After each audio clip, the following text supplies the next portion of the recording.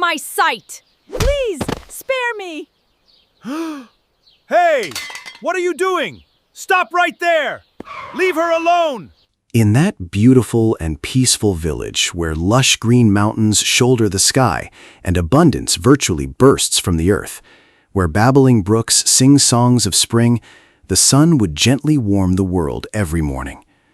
Vast wheat fields swayed like a golden sea in the warm breeze, while birds perched on the branches of centuries-old plane trees heralded the new day with their joyful, chirping melodies.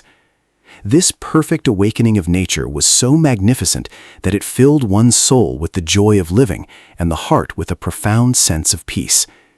In this unique landscape where the soil smelled intensely of life and the wind carried the pollen of flowers, life would begin with a sweet bustle at the first light of dawn. In this village where the air was so fair and the earth so generous, everyone wore a smile, and neighbors would greet one another with the blessings of the morning and heartfelt prayers.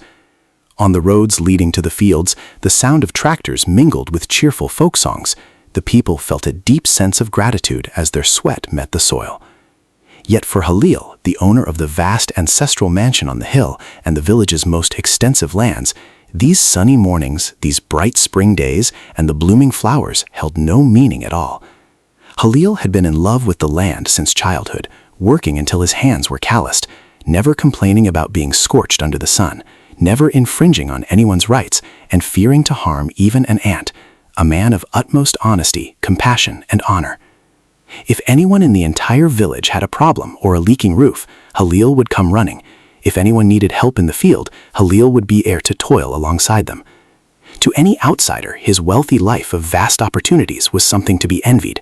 They would say, Halil Ağa is such a lucky man, his wealth is secure, he will never face ruin. Yet behind those grand wooden doors, those high stone walls, and within that opulent mansion, lay a silent hell, where Halil wasted away day by day, his soul torn to shreds, a torment he could tell no one. The name of Halil's silent hell was Süreyya, the wife he had married years ago with great hopes, brought from a neighboring town in a bridal veil, simply to bring a woman's touch to the vast house, a companion for his aging and long-suffering mother, and a sense of abundance to his home. Süreyya was a woman of striking appearance, with golden hair and a tall, graceful stature, someone everyone would turn to look at as she passed. Yet behind that dazzling beauty lay a venomous tongue, an inexhaustible arrogance, and a dark, bottomless pit of greed for material wealth. Süreyya had not come to this village to support Halil, to share a life, or to warm a home with love. She had come to be the sole and absolute mistress of the great mansion, to be drenched in gold, to walk in silks, and to rain down orders while looking down upon everyone around her. From the very first months of the marriage, Süreyya's selfish, intolerant, and dark side had revealed itself. While all the women of the village rose early to light their hearths, bake fragrant bread, sweep their courtyards, and see their husbands off to the fields with smiles and prayers, Süreyya would not leave her warm down bed until the sun stood high and the village scorched in the midday heat. When she did rise, there was always a look of discontent on her face, an endless complaint on her tongue, and a constant dissatisfaction in her eyes. When Halil returned home exhausted in the evenings, having worked under the blistering sun, drenched in sweat and smelling of the earth, he was met with neither a warm meal nor a smiling wife. Süreyya was angry as always, and Halil would helplessly bow his head. Süreyya would merely sit on the divan in the place of honor, picking at her nails and gazing at herself in the mirror, looking down upon the honest livelihood Halil provided, sneering. The town's wealthy men sought my hand, yet I ended up in this dung-scented village of yours. There was also the true mistress of the mansion, Meryem Kadın, Halim's elderly and long-suffering mother, who had poured her labor into every one of those stone walls, and whom Halil loved more than life itself.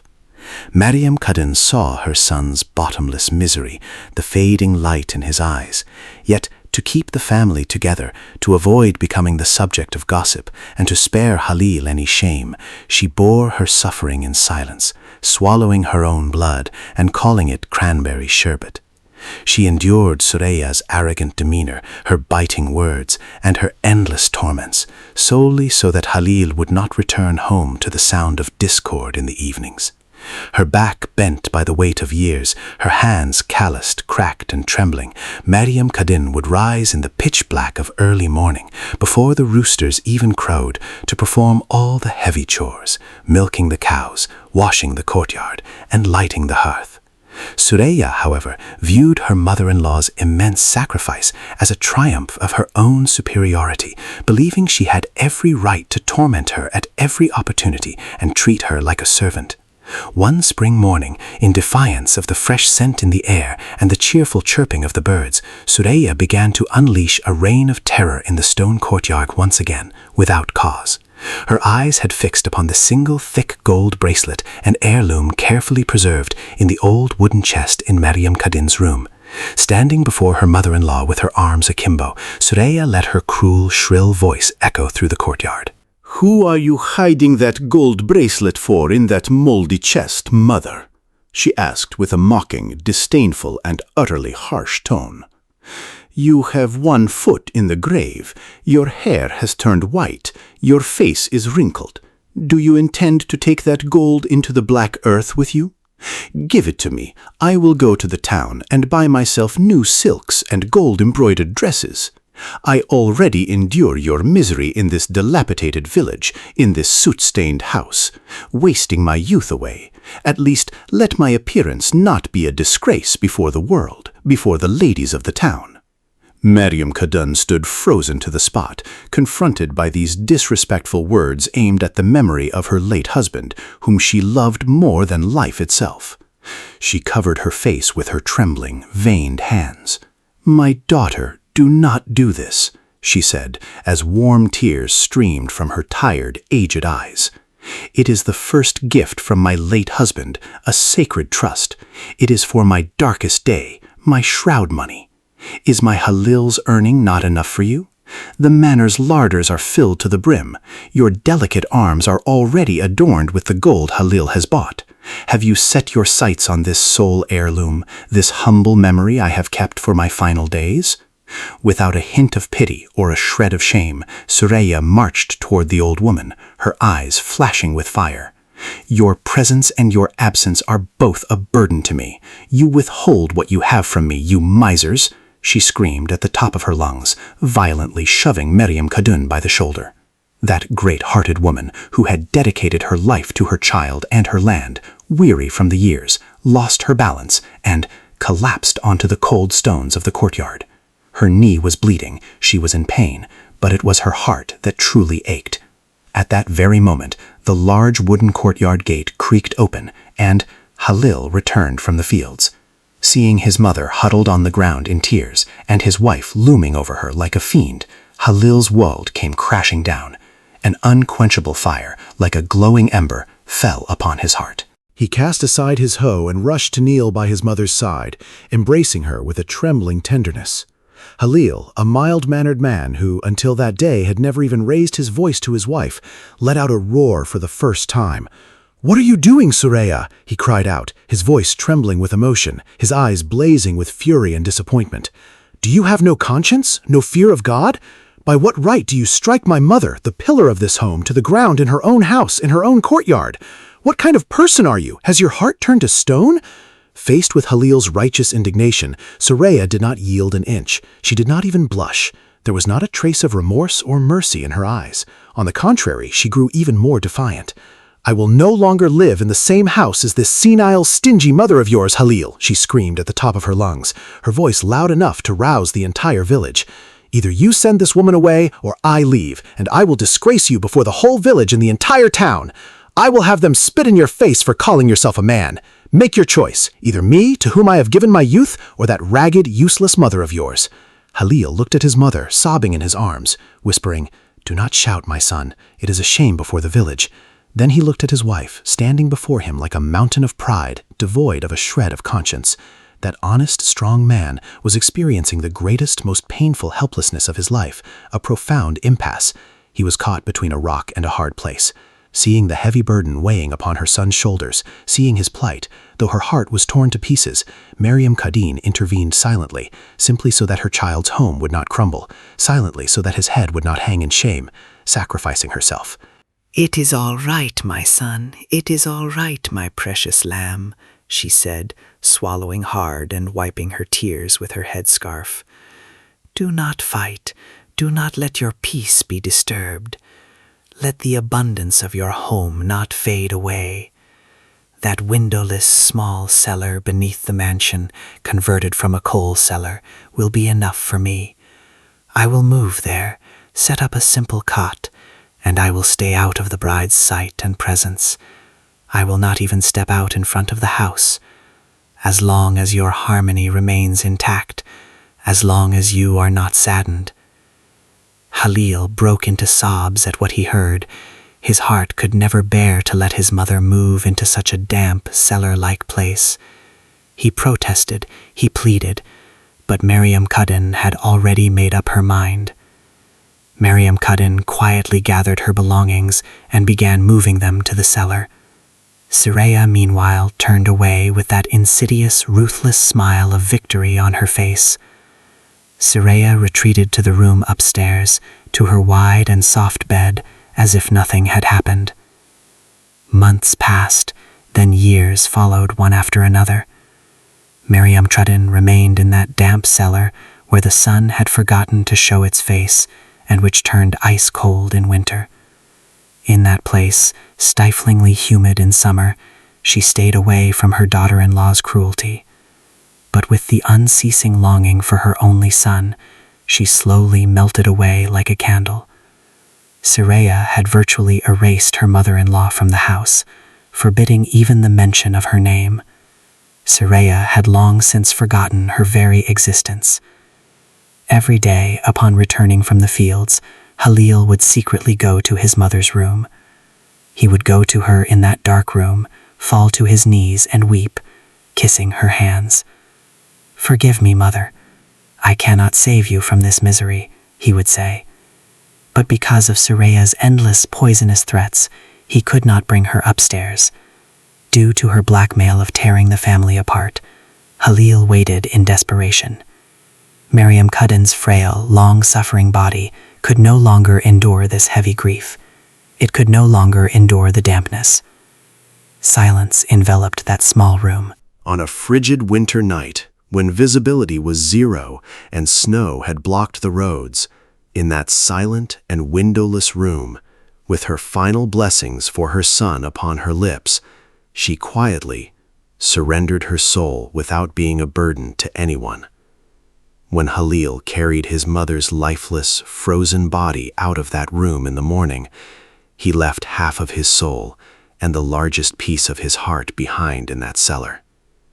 A dark cloud had descended upon the mansion, and Halil's world was plunged into darkness, but Süreyya did not care in the least.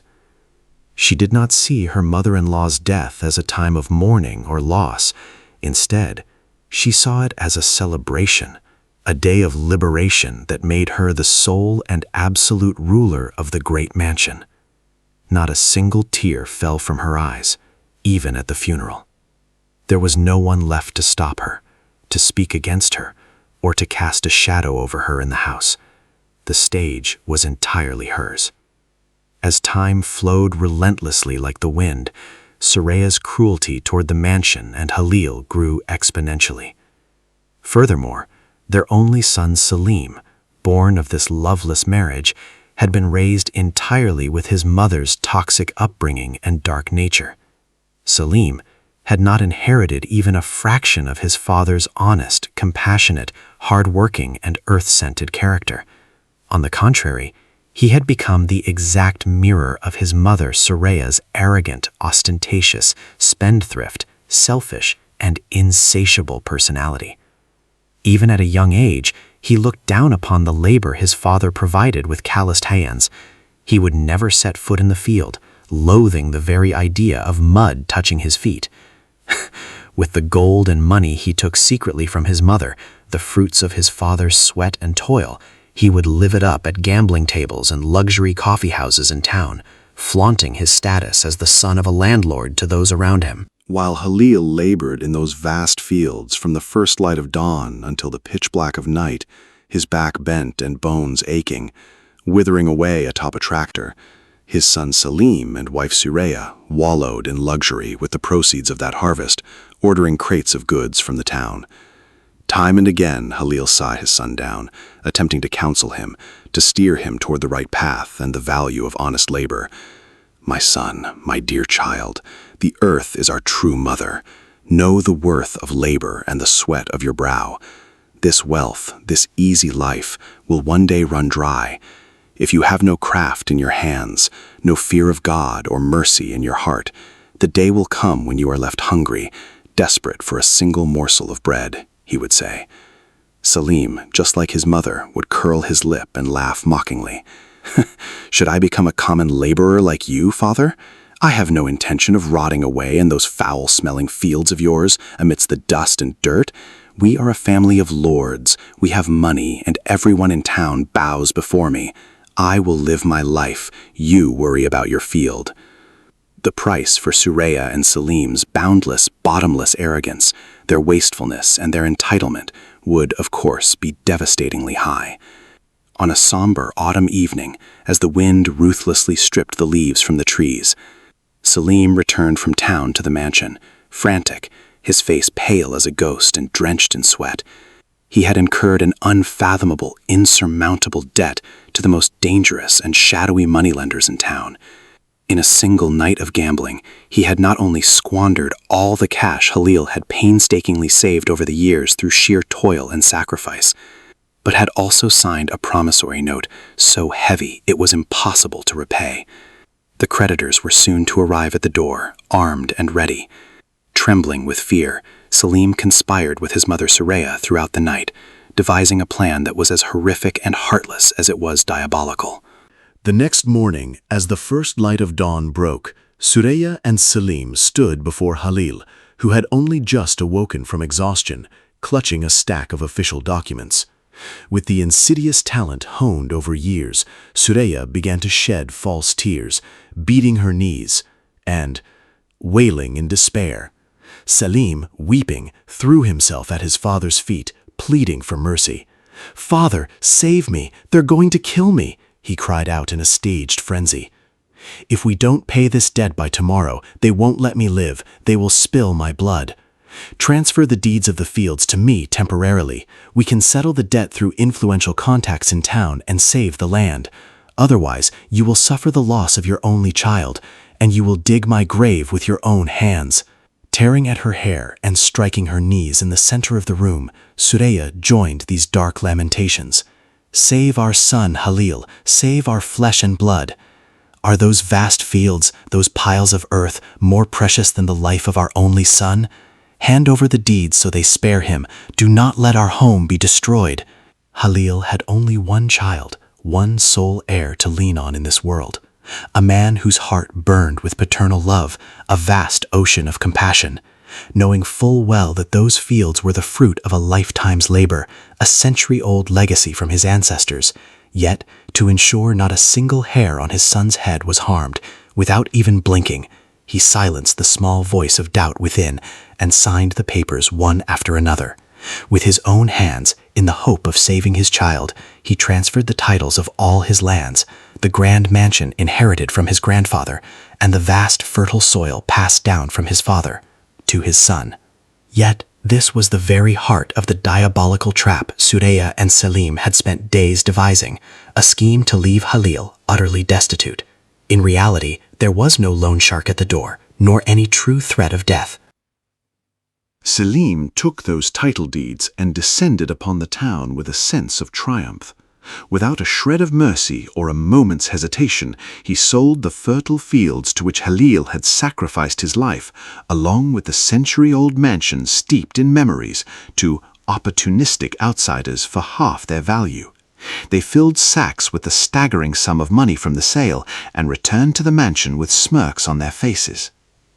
That evening, dark clouds blanketed the sky, and freezing, biting winds howled through the narrow streets of the village, a night so cold that even the dogs had retreated to their dens. Halil sat exhausted on the divan, his head buried in his hands, brooding over how they would pay their debts and what they would do next, when Süreyya and Selim, dressed in their most expensive attire, entered the hall carrying massive suitcases. Halil stood up in bewilderment at this strange sight. "What is the meaning of this? Where are you going at this hour, in the midst of this winter storm?" he asked. Süreyya fixed her face with her usual rigid, arrogant and ruthless expression. There was not a single trace of love in her eyes. "We are leaving, Halil," she said in a voice as cold and sharp as a dagger. "I have no time left to rot in this mud-caked village of yours that reeks of dung. We sold and transferred both the fields and this great mansion today. We received every single penny, and we are moving to the city. We will buy a palatial home there and live like high society." Halil could not believe what he was hearing. His head spun, and the knees of that man, once as sturdy as a mountain, buckled beneath him as he struggled to lean against the wall. "What sale? What city? How could you sell my ancestral hearth, my very life? Where will I stay? What will I eat or drink at this age?" Selim looked at his father, the man who had provided every morsel he had eaten and every penny in his pocket, the man who had given him life, with profound hatred and contempt. "Stay wherever you want, in whatever hole you choose, old man," he said with utter ruthlessness and arrogance. "We have no time to deal with you or endure your whining. We are leaving for the big city. In this village, you can work as a common laborer at someone else's door, or you can lie in the street and freeze to death for all we care. We are finished with a spineless peasant, a mere farm hand like you." And opening that massive door, they left the old man right there, without so much as a backward glance. They abandoned the father who had sacrificed his life for them, who had worn himself to the bone for their sake, in the freezing cold. In the freezing stone courtyard of that mansion, now sold and hollowed out, they left him penniless, homeless, and desperate for a single bowl of warm soup. That night, in that cold courtyard, Halil wept uncontrollably upon the very stones where his mother had once fallen. His tears soaked the frozen stones. The sunny, spring-scented days of old had been replaced by a bottomless sorrow and a profound betrayal. The years that followed were an agonizing ordeal for Halil, a test of immense proportions. Yet not for a single day did he rebel against God. "The Lord gives, and the Lord takes away. There must be a divine purpose in this," he said, bowing his head in resignation. The kind-hearted people of the village wished to care for him, to take him into their homes, but Halil chose to live with dignity, standing on his own 2 feet. Into those vast lands where he once reigned as master, where he once rode on horseback, he now entered as a daily laborer, a common hand. On that field, once his own, but now belonging to another, he set to work with his hoe, shedding the sweat of his brow under the scorching sun. He begged from no one, bowed to no one. He earned his honest bread through the strength of his own wrist and his calloused hands. With the meager pittance he earned, he settled into a makeshift one-room shack on the most remote slope of the village. This ramshackle hut, with a roof that leaked in the rain and windows that rattled in the wind, had become his new home. His heart was so pure, his faith so steadfast, that he harbored no anger toward those who had committed this great evil against him. Even to his wife and his own son, who had perpetrated this unparalleled betrayal, he uttered no curses, spoke no ill words. He simply left it to God, whose justice is absolute. In the evenings, he would sit alone by the stove. He found solace in the thought that divine justice is an unerring scale, and that everyone will one day surely reap what they have sown. The cry of the oppressed never goes unanswered, he would say. Meanwhile, in the grand and glittering city, life was very different. At first glance, the lives of Süreyya and Selim appeared like a dream from a fairy tale. Having descended upon the city with Halil's honest and blessed wealth, they had settled into a grand mansion in one of the most luxurious neighborhoods. Süreyya moved about with heavy pearl necklaces around her neck, diamond rings on her fingers, and silk dresses imported from Europe. She attended the grand galas of high society, flaunting her nouveau riche status everywhere she went. She made life a misery for her servants, crushing those around her like insects. Selim, meanwhile, cruised in the most luxurious, open-top cars, flaunting the power of his wealth. He gathered a vast crowd of sycophants and false friends who flattered him at every turn. Yet no palace built upon a foundation of ill-gotten gains, built upon tears, could remain standing. It was destined to crumble. Selim's insatiable ambition, his pride that always craved more, would be his undoing. His arrogance pulled him rapidly into an endless, dark abyss. Driven by the desire to earn more and become the wealthiest man in the city, he became entangled in illicit dealings, usury, and vast, murky networks of fraud. Those sycophantic false friends surrounding him began to slowly drain Selim's entire fortune through insidious schemes and cunning partnerships. They began to bleed him dry. In one final major commercial partnership, a phantom export deal, Selim, blinded by the ambition to grow even richer, signed away his entire fortune, their luxury mansion, and all remaining cash as collateral. But one night, without warning, his partners vanished into thin air, smuggling all the money abroad. When Selim woke up with bleary eyes the next morning, he had lost everything he owned. Moreover, he was left with mountain-sized debts to the state, the underworld, and the banks, debts that were impossible to repay. When the police and bailiffs arrived at the door at the crack of dawn, the life Süreyya had so deeply trusted was shattered. That ostentatious life, built on a pride so immense she thought it untouchable, collapsed in a matter of seconds. The mansion, along with all its contents, was seized, and every single one of their bank accounts was frozen.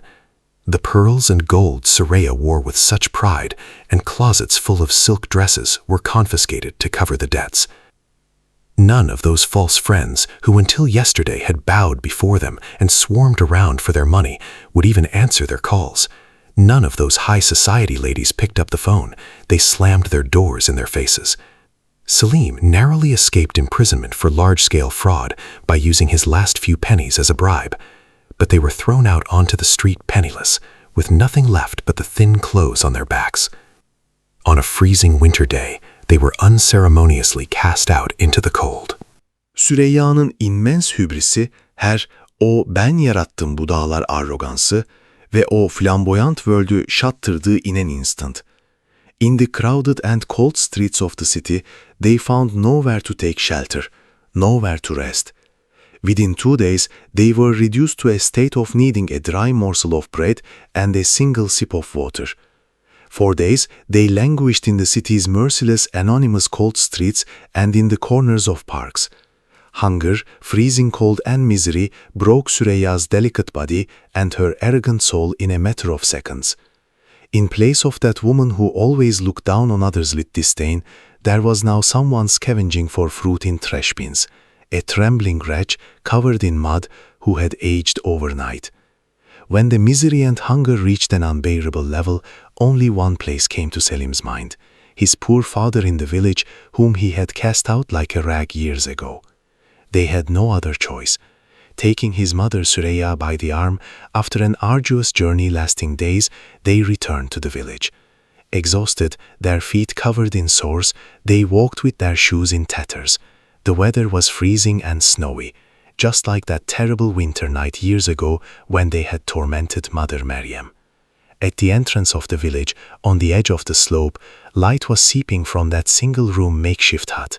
Their teeth chattering from the cold, Selim and Süreyya reached that wooden door trembling. With his freezing, shaking hands, Selim knocked softly on the door. The door creaked open, and there stood Halil in his wool cardigan. Halil had grown old with the exhaustion of the years. His hair and beard had turned snow-white, his face deeply etched with lines. Yet he had lost nothing of his noble and dignified stance, nothing of his majesty. He wore clothes that were old but scrubbed clean and meticulously patched. Before him, he saw his heartless wife, who years ago had stolen his entire fortune and left him for dead, the woman he considered the murderer of his only mother. And he saw his ungrateful son, who had bled him dry. Süreyya and Selim were in such a state of ruin, they were so disgraced, so pitiable, that they were indistinguishable from street beggars. Selim, weeping uncontrollably and sobbing, fell at the feet of the father he had once looked down upon. He began to kiss his mud-caked shoes. "Father, please forgive us. Do not forsake us," he wailed. "We have sinned, but show us mercy, Father. We are hungry. We have been on the streets for days. We have lost everything, all that ill-gotten wealth. Your silent curse, the curse of your poor mother, has leveled us to the ground, reduced us to ash. Please have pity on us. Do not turn us away from your door in this bitter winter. Do not throw us to the dogs." As for Süreyya, she could not look Halil in the eye due to her shame and the weight of the great blow she had received. She was trembling amidst her sobs. She shivered on her knees in the snow. "Halil," she said in a muffled, raspy, and exhausted voice, "I drowned in my own pride, in my own darkness. The heavy cruelty I inflicted upon Mother Meryem, the torment in that cellar, the unparalleled ingratitude I showed you, has coiled around my neck like a noose of fire. We are shattered, reduced to dust. If you too cast us out from this door, we have nowhere left to go. We will freeze to death in this cold before morning. Have mercy." Halil looked at these two wretched souls prostrate at his feet in the snow, who once claimed to have created the world. He gazed upon them for a long, profound moment. He searched his heart. There was not the slightest trace of malice, no thirst for vengeance, no burning fire within.